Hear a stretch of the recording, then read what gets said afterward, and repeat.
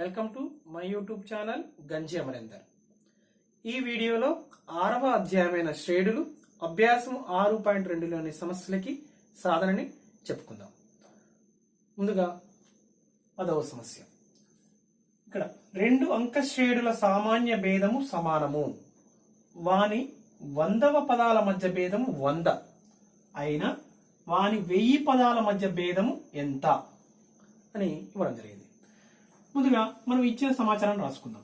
ఏంటి? 2 అంక శ్రేణుల సామాన్య భేదము సమానము. 2 అంక శ్రేణుల సామాన్య భేదము సమానము మరియు వాని అంటే ఈ 2 అంక శ్రేణులు ఉన్న మొదటి అంక శ్రేణులో 100వ పదము, 2వ అంక శ్రేణులో ఉన్న 100వ పదము, వాని 100వ పదాల మధ్య భేదము 100 అని ఇవ్వబడినది. అయితే మనం ఏం కనుక్కోవాలి? 1000 పదాల మధ్య భేదం ఎంత అనేది క్వశ్చన్. అయితే నేను 2 అంక శ్రేణుల సామాన్య భేదం సమానం కాబట్టి 2 అంక శ్రేణుల సామాన్య భేదము డి అనుకుంటే డి అనుకున్నాం. ఇక్కడ మరి 2 అంక శ్రేణుల మొదటి పదాలు అంటే ఏ కామా బిలు అనుకొనినా అంటే ఇందులో ఏ అనేది గ్రేటర్ దెన్ బి, బి కన్నా పెద్దది.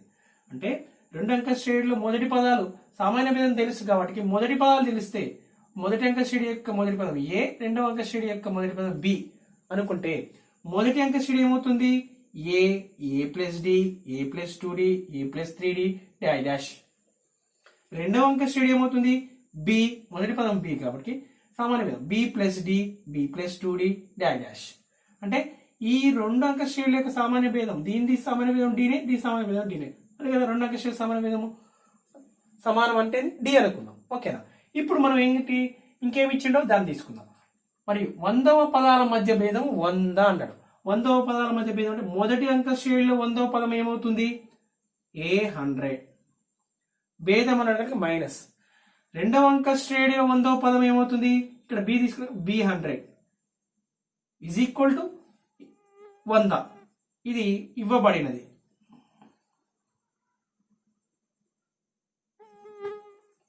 ఓకేనా?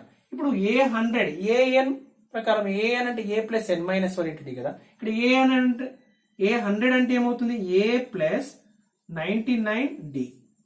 ఇక్కడ బి 100 అంటే మైనస్ తీసుకుందాం, బి ప్లస్ 99 డి అవుతుంది ఈజ్ ఈక్వల్ 100. చూడండి, ఏ ప్లస్ 99 డి మైనస్ తో బ్రాకెట్లో ఉన్న పదాలను గురించినట్లయితే మైనస్ బి మైనస్ 99 డి అవుతుంది ఈజ్ ఈక్వల్ 100. చూడండి, minus 99 D plus 99 D cancel అయితే ఏముంటుంది? A minus B is equal to 100.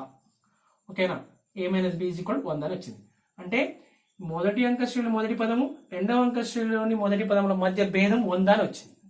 ఓకేనా? దీని సమీకరణం 1 అనుకున్నాం. ఇప్పుడు మనం ఏం కనుక్కోవాలి?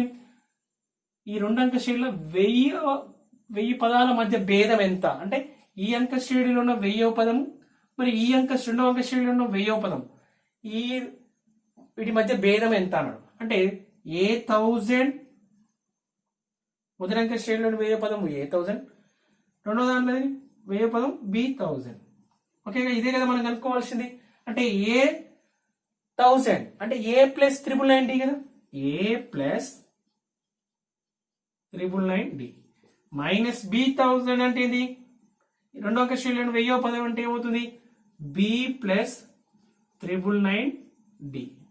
ఇప్పుడు ఏ ప్లస్ 999 డి మైనస్ తో మల్టిప్లై చేస్తే minus B minus into plus minus 999 D minus 999 D plus 999 D ఏం మిగిలింది? A minus B. అంటే 1000వ పదాల మధ్య భేదము 2 అంక శ్రేణిలోని 1000వ పదాల మధ్య భేదము ఏ మైనస్ బి వచ్చింది. ఓకేనా? అంటే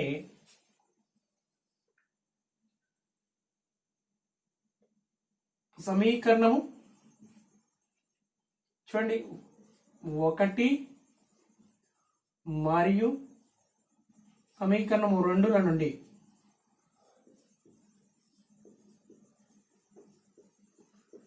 ఏమని రాయొచ్చు అంటే ఇదేంటి?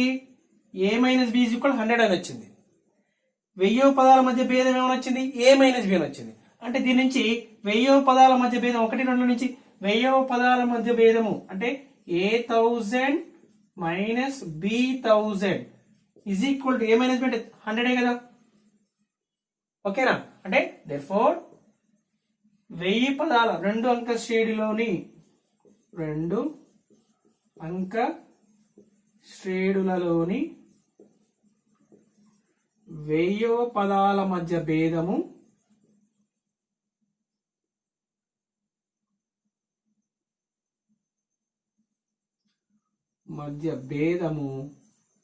ఎంత? 100. చూడండి, ఇక్కడ 2 అంక శ్రేణుల సామాన్య భేదము సమానమని ఇచ్చి అంక శ్రేణుల సామాన్య భేదము మనం డి అనుకున్నాం అన్నప్పుడు అందులో ఇక్కడ 100వ పదాల మధ్య భేదం 100 అన్నాడు కాబట్టి మనం ఏ 2 పదాల మధ్య భేదమైనా కూడా అంటే 100వ పదం కాకుండా 500వ పదాల మధ్య భేదమైనా కూడా మనకు 100నే వస్తుంది. లేదా 10,000 ఈ అంక శ్రేణిలోని 10,000వ పదము ఈ అంక శ్రేణిలోని 10,000వ పదము ఆ 2 పదాల మధ్య భేదమైనా కూడా మనకేమొస్తుంది? 100నే వస్తుంది. ఓకేనా?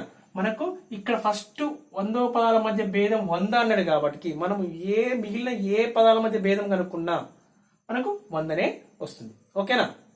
ఇప్పుడు 11వ సమస్యని తీసుకుందాం. 7చే భాగించబడే 3 అంకెల సంఖ్యలు ఎన్ని కలవు? అంటే ఇక్కడ 3 అంకెల సంఖ్యలు అంటే 100తో మొదలవుతాయి. 100, 101, 999 3 అంకెల సంఖ్యలు. ఇందులో 7చే భాగించబడే 3 అంకెల సంఖ్యలు ఎన్ని కలవు అంటున్నాడు. చూద్దాం. మరి 100 అనేది 7చే భాగించబడుతుందా అంటే చూసినట్లయితే 7 1 7 అంటే 7 4 28 అంటే మనకేమిటి ఇక్కడ శేషము 2 మిగిలింది. మరి ఇక్కడ 2ని తీసివేస్తే ఏమొస్తుంది? 100 నుంచి 2ని తీసేస్తే 98. 98 అనేది 7చే భాగించబడుతుంది. కానీ 98 ఏమవుతుంది? 2 అంకెల సంఖ్య అవుతుంది. మనకు 7చే భాగించబడే 3 అంకెల సంఖ్య కావాలి. ఇక్కడ శేషము 2 వచ్చింది. దీనికి ఇప్పుడు ఎంత కలిపితే 7చే భాగించబడుతుంది? 5. అంటే 100కు 5 కలపాలి. అంటే అది ఏమవుతుంది? 100కు 5 కలిపితే వచ్చేది 105. 105 అనేది ఏమవుతుంది? 7చే భాగించబడే 3 అంకెల సంఖ్యలో చిన్నది అనమాట. ఓకేనా? తర్వాత 7చే భాగించబడే 3 అంకెల సంఖ్యలో పెద్దది మనం కనుక్కోవాలి. ఇప్పుడు అంటే 3 అంకెల సంఖ్యలో పెద్దది ఏంది? 999. దీన్ని 7చే భాగిద్దాం. 7చే భాగిస్తే ఏమొస్తుంది? 7 1 7 7 2 9 7 4 28 29 నుంచి 28 పోతే 1 మన 19 ఉంటుంది. 19 నుంచి 7 2 14 19 నుంచి 14 పోతే 5. ఇక్కడనేమో ఇక్కడ 2కి ఎంత కలిపితే అది 7చే భాగించబడుతుంది? 5 కలిపితే 7 వస్తుంది. కాబట్టి ఇక్కడ మనం 100కు 5 కలిపినాం దాన్ని ఆ అంశాన్ని. కాబట్టి ఇక్కడ మరి ఇక్కడ 5 ఉంది. 5కి 2 కలిపినాం అనుకో 7చే భాగించబడుతుంది. మరి ఆ 2ని 999కి కలిపితే ఏమవుతుంది? అది 4 అంకెల సంఖ్య అవుతుంది. మనకేం కావాలి? 3 అంకెల సంఖ్యనే కావాలి. అంటే ఇప్పుడు ఏం చేయాలి? ఇక్కడ శేషం ఏదైతే మిగిలిందో దీన్ని ఈ 999 నుంచి తీసేస్తే వచ్చేది 7చే భాగించబడే పెద్ద సంఖ్య పెద్దది అవుతుంది. కాబట్టి 999 మైనస్ 5 అంటే 994. ఇక్కడ అంటే 105 అనేది 7చే భాగించబడి 3 అంకెల సంఖ్యలో చిన్నది. 994 అనేది 7చే భాగించబడి 3 అంకెల సంఖ్యలో పెద్దది. ఓకేనా? అప్పుడు 7చే భాగించబడి 3 అంకెల సంఖ్యలు ఏమైతాయి? 105. మరి తర్వాత 7చే భాగించబడి అంటే దీనికి ఒక 7 కలుపుకోవాలి కదా. 112 119 డాష్ ఏమవుతుంది? 994. ఓకేనా? 994. 7చే భాగించబడే 3 అంకెల సంఖ్యలు 105, 112, 119 డాష్ 994. మరి 7చే భాగించబడే 3 అంకెల సంఖ్యలు ఎన్ని కలవు అంటే దీని అర్థం ఏంది? ఈ అంక శ్రేణిలో 994 అనేది ఎన్నవ పదము అని కనుక్కోవాలి. అంటే ఇప్పుడు A ఈజ్ ఈక్వల్ టు 105. ఇది అంక శ్రేణి కదా. ఇది మొదటి పదం 105 ఏమవుతుంది? 7 7 సామాన్య భేదం 7 కాబట్టి అంక శ్రేణి అవుతుంది. కాబట్టి A is equal 105. D is equal to ఏమవుతుంది? 112 మైనస్ A2 మైనస్ A1 అంటే 7 డి ఈజ్ ఈక్వల్ టు 7. మనము ఈ 7 చే భాగించబడే 3 అంకెల సంఖ్యలు ఎన్ని కలవో అంటే ఇక్కడ ఉన్న ఈ 994 అనేది ఎన్నో పదము కనుక్కుంటే అన్ని సంఖ్యలు ఉంటాయి అన్నమాట. ఓకేనా. A N is equal to 994. ఓకేనా. మరి ఏఎన్ ఈజ్ ఈక్వల్ టు 994 అయితే దీని నుంచి ఏమని రాయొచ్చు, A plus n-1 into D is equal to 994 కదా. ఇక్కడ ఏ ఈజ్ ఈక్వల్ ఏంటి 105 plus n-1 into D is equal to 7 994. చూడండి n-1 ఇంటూ 7 994 మైనస్ ఈ 105 ఇటు పంపిస్తే మైనస్ అవుతుంది. ఓకేనా. 994 100 పోతే 894 నుంచి 5 పోతే 889. ఓకేనా. 104 తీసేస్తే 889. n-1 into 7 n-1 is equal ఇక్కడ 7 అనేది ఇక్కడ గుణిస్తుంది కాబట్టి 889ని భాగిస్తుంది. చూడండి 7 1 7 ఇక్కడ ఏముంటుంది 18 అంటే 7 2 14 మిగిలింది 4 అంటే 49 అంటే 7 ఏళ్ళ 49. n-1 is equal to n-1 is equal ఎంత ఇక్కడ 127 ఇది 127 n ఈజ్ ఈక్వల్ టు ఏమవుతుంది 127 plus 1 n is equal to 128 అంటే 7 చే భాగించబడే 3 అంకెల సంఖ్యలు 128 కలవు. therefore 7 చే భాగించబడే 3 అంకెల సంఖ్యలు 128. ఓకే. 12వ సమస్య 10 మరియు 250ల మధ్య గల 4 యొక్క గుణిజాల సంఖ్యను కనుగొనుము. అంటే 10 మరియు 250 అంటే 10 మరియు 250 మధ్య గల 4 యొక్క గుణిజాలు అంటే 10 తర్వాత మనకు 12 అని తెలుసు. 4 యొక్క గుణిజం అంటే 4 మూల 12 కాబట్టి మల్టిపుల్స్ ఆఫ్ 4 12 16 20 24 డాష్. ఇప్పుడు 250 మధ్య గల అంటే 250ని 4తో డివైడ్ చేద్దాం. ఏమవుతుంది 6 24 1 0 తర్వాత 4 2 8 అంటే ఏమొచ్చింది శేషం 2 అంటే 250 మధ్యలో అంటే కాబట్టి ఇక్కడ 250 నుంచి మనకి ఏదైతే మిగిలిందో శేషం ఏదైతే మిగిలిందో దాన్ని తీసేసి ఏమొస్తుంది 250 నుంచి 248 కదా. కాబట్టి ఏంటి 10 మరియు 250 మధ్య గల 4 యొక్క గుణిజాలలో పెద్దది ఏంటి 248 ఈ రెండింటి మధ్య గల చిన్నదేమో 12. ఇది మనకి ఈజీగా తెలుసు. ఓకేనా. ఇప్పుడు ఏంటి ఈ సంఖ్యను కనుక్కోవాలి ఎన్ని ఉన్నాయి అంటే 10 మరియు 250 మధ్య 4 యొక్క గుణిజాలు ఎన్ని కలవు అంటే గుణిజాల సంఖ్యను కనుగొనుము అన్నాడు. అంటే ఇక్కడ మళ్ళీ ఏమనుకోవాలి దాని అర్థమైంది ఇక్కడ ఉన్న ఈ 248 అనేది ఎన్నవ పదము. అది ఎన్నవ పదం అని తెలిస్తే ఆ ఇందులో ఉన్న గుణిజాల సంఖ్య కూడా అదే అవుతుంది. ఓకేనా. సో ఇక్కడ ఏ ఈజ్ ఈక్వల్ టు ఏంటిది ఇది అంకశ్రేణి కాబట్టి A is equal to 12 D is equal to 4 యొక్క గుణిజాలు కాబట్టి డి ఈజ్ ఈక్వల్ టు 4 మరియు నేను దీన్ని ఏఎన్ అనుకుంటున్నా. ఏఎన్ ఈజ్ ఈక్వల్ టు 248 అంటే ఏఎన్ ఈజ్ ఈక్వల్ టు ఏమని రాయొచ్చు 248 అంటే A plus n-1 into D is equal to 248. A is equal to 12 n-1 D is equal to 4 is equal to 248. చూడండి ఈ ప్లస్ 12 ఇటు పంపిస్తే మైనస్ అవుతుంది. n-1 into 4 is equal 248.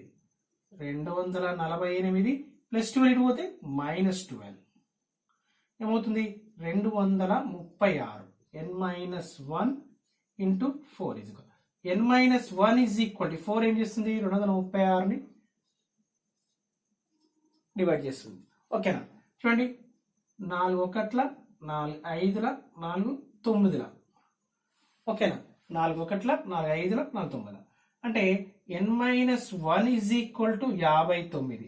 దీని నుంచి n is equal to 59 plus 1 కదా అంటే 60 అంటే 4 10 మరియు 250 మధ్య గల 4 యొక్క గుణిజాలు 60. therefore ఏమని రాయొచ్చు 10 మరియు 250 ల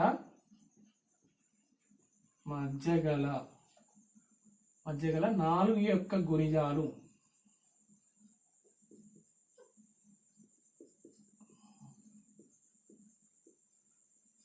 గుణిజాల సంఖ్య ఏంటి 60. అంటే ఇక్కడ n = 60 అంటే దాని అర్థమైంది ఈ దీంట్లో A60 అంటే దీని నుంచి ఏమని రాయొచ్చు A60 248 అంటే ఈ అంక శ్రేణిలో 60వ పదం అవుతుంది. 248 అనేది 60వ పదం అవుతుంది. కాబట్టి ఆ అంక శ్రేణిలోని పదాల సంఖ్య ఏమవుతుంది అంటే 10 నుంచి 250 మధ్య గల 4 యొక్క గుణిజాల సంఖ్య ఏమవుతుందంటే 60 అవుతుంది. ఓకేనా. ఇప్పుడు 13వ సమస్య 63, 65, 67 డాష్ మరియు 3, 10, 17 డాష్ అంక శ్రేణుల ఎన్నవ పదాలు సమానము అయిన n విలువను కనుగొనము. అంటే ఇక్కడ 2 అంక శ్రేణులు ఇచ్చినాయి, ఇక్కడ 2 అంక శ్రేణులు ఇవ్వడం జరిగింది. అంటే ఈ మొదటి అంక శ్రేణిలో ఎన్నవ పదము, రెండవ అంక శ్రేణిలోని ఎన్నవ పదము రెండు కూడా సమానం అయినా మనము n విలువను కనుగొనము అన్నాడు. ఓకేనా. మనం ముందుగా 63, 65, 67 డాష్ మరియు 3, 10, 17 డాష్ అంక శ్రేణుల ఎన్నవ పదాలు సమానము అని ఇవ్వబడినది. ఇచ్చిన సమాచారం రాసుకుందాం. ఇవ్వబడినది. నెక్స్ట్ ఇప్పుడు ఏమనుకుందాం 63 మొదటి అంక శ్రేణి, 65, 67 డాష్ అనే అంక శ్రేణిలో ఎన్నవ పదము an అనుకుంటే a మొదటి పదము 63, d అంటే సామాన్య భేదం అంటే a2 - a1 అంటే 65 - 63 2, d ఎంత వచ్చింది 2 వచ్చింది. ఇప్పుడు an ఏమవుతుంది an = a + n - 1 × d. So an a అంటే ఈ మొదటి అంక శ్రేణిలో a 63 + n - 1 × d అంటే 2. ఓకేనా. ఇప్పుడు ఇది an = 63 2తో మల్టిప్లై 2 × n 2n - 2 ఏమవుతుంది an = 63 - 2 అంటే 61 + 2n. ఇది మొదటి అంక శ్రేణి యొక్క ఎన్నవ పదం ఇది. ఇప్పుడు మరి రెండవ అంక శ్రేణి యొక్క ఎన్నవ పదాన్ని కనుక్కుందాం. 3, 10, 17 డాష్ అనే అంక శ్రేణిలో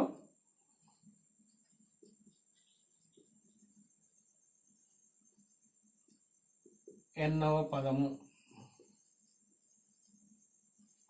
ఏమనుకుందాం bn, రెండవ అంక శ్రేణి కదా bn అనుకుంటే ఇక్కడ మొదటి పదం ఏమవుతుంది ఇక్కడ b అనమాట. మొదటి పదము b = 3 bn. ఇక్కడ a అని అంటున్నట్టు మొదటి పదం a అవుతుంది ఈ శ్రేణిలో. ఓకేనా. d సామాన్య భేదం అంటే 10 - 3 ఏమవుతుంది 10 - 3 7. ఇప్పుడు bn కనుక్కోవాలి. bn = b + n - 1 × d. b = 3 n - 1 × d అంటే 7 ఏమవుతుంది 3 + 7 × n 7n - 7. bn = మనకేమని వచ్చింది చూడండి bn =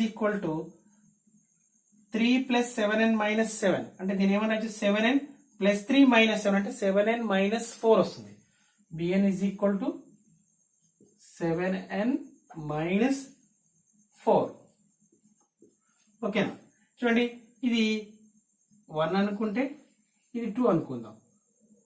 అంటే ఇదేమో మొదటి అంక శ్రేణి యొక్క ఎన్నో పదము, ఇదేమో రెండవ అంక శ్రేణి యొక్క ఎన్నో పదము. మరి ఈ రెండు సమానము కదా. an = రెండు అంక శ్రేణి an = bn. ఇదేంటిది ఇవ్వబడినది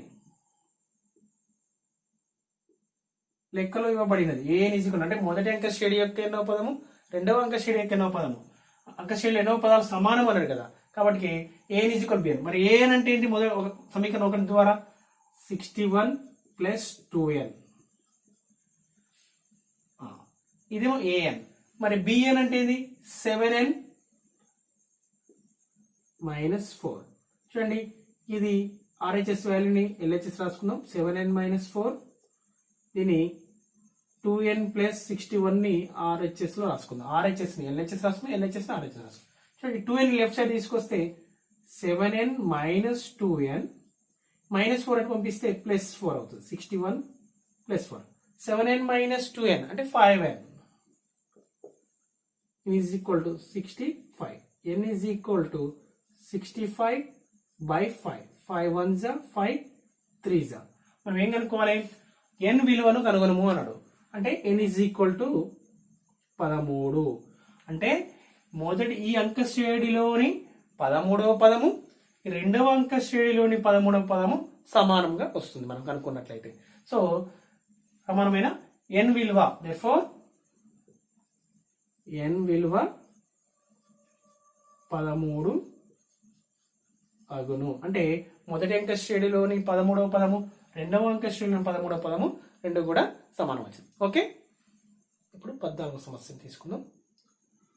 ఒక అంక శ్రేణిలో 3వ పదము 16గా, 7వ పదము 5వ పదము కంటే 12 ఎక్కువ అయిన అంక శ్రేణిని కనుగొనము. అంక శ్రేణితో రాయాలి. ఓకేనా? ముందుగా ఇచ్చిన ఒక అంక శ్రేణిలో 3వ పదము 16 అని ఇవ్వబడినది. 3వ పదము 16 అని ఇవ్వబడింది. అంటే ఇది 3వ పదం అంటే a3 ఈజ్ ఈక్వల్ 16. మరి a3 ఈజ్ ఈక్వల్ ఏమని రాయొచ్చు? ఎన్నో పదం ఆధారంగా a plus 2d is equal 16 అని దాని సమీకరణం 1 అనుకున్నాం. ఇంకా నెక్స్ట్ మరియు ఇంకేమి ఇచ్చాడు? 7వ పదము 5వ పదము కంటే 12 ఎక్కువ. 7వ పదము ఈజ్ ఈక్వల్ 5వ పదము కంటే 12 ఎక్కువ, ఇది కూడా అని ఇవ్వబడినది. ఓకేనా? మరి 7వ పదం అంటే a7 ఈజ్ ఈక్వల్ టు 5వ పదము కంటే 12 ఎక్కువ, అంటే a5 కన్నా 12 ఎక్కువ, అంటే a5 ప్లస్ 12. ఓకేనా? ఇప్పుడు మళ్ళీ a7 అంటే ఏమని రాయొచ్చు? a ప్లస్ 6d, ఇది a ప్లస్ 4d ప్లస్ 12. ఓకేనా? చూడండి, ఈ a ప్లస్ 4d ఇక్కడ ఏ సమాన విలువ ఉంది వాడికి ఏమవుతుంది మనకి? లేదంటే ఈ కుడివైపు ఉన్న విలువను ఎడమవైపు తీసుకొస్తే మైనస్ ఏ అవుతుంది. a మైనస్ ఏ క్యాన్సిల్, 0 అవుతుంది. 6dలో నుంచి ప్లస్ 4d తీసుకొస్తే మైనస్ 4d అవుతుంది, 12 ఉంటుంది. ఓకేనా? 6d minus 4d 2d is equal to 12. d is equal to 12 by 2. 2 1 2 6 మనకు d ఈజ్ ఈక్వల్ 6 వచ్చింది. మరి d ఈజ్ ఈక్వల్ 6ని ఇందులో సమీకరణం 1లో రాసినాం అనుకోండి, ఏ విలువ తెలుస్తుంది. అప్పుడు మనకు మొదటి విలువ, అంకశ్రేణి యొక్క మొదటి విలువ సామాన్య భేదం తెలిస్తే మనం అంకశ్రేణిని మనం రాయవచ్చు. ఓకేనా? ఇప్పుడు d ఈజ్ ఈక్వల్ 6ని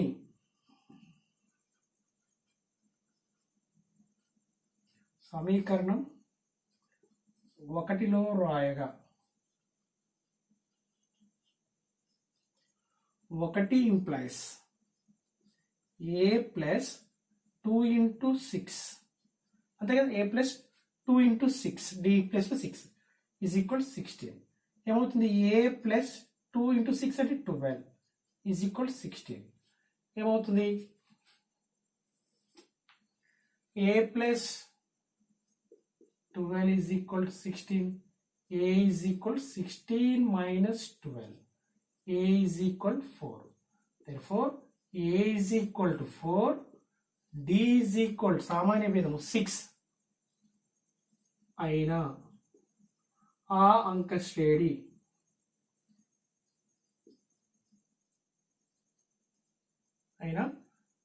ఏమవుతుంది? a అంటే 4, తర్వాత రెండో పదం a ప్లస్ d అంటే 4 plus 6, 4 plus 6 comma 4 plus 6 plus 6, 4 plus 6 2d కదా, అంటే 2 ఇంటూ 6 అంటాను ప్లస్ డాష్. తర్వాత ఏమవుతుంది? a ప్లస్ 3d అవుతుంది. అంటే సో ఏమవుతుంది? 4 కామా 10 కామా 2 ఇంటూ 6 ఏమవుతుంది? ఇది 16. నెక్స్ట్ ఇది ఏమవుతుంది? 22. డాష్ అగును. ఏమవుతుంది? ఆ అంక శ్రేణి 4, 10, 16, 22 అగును. Okay, thank you.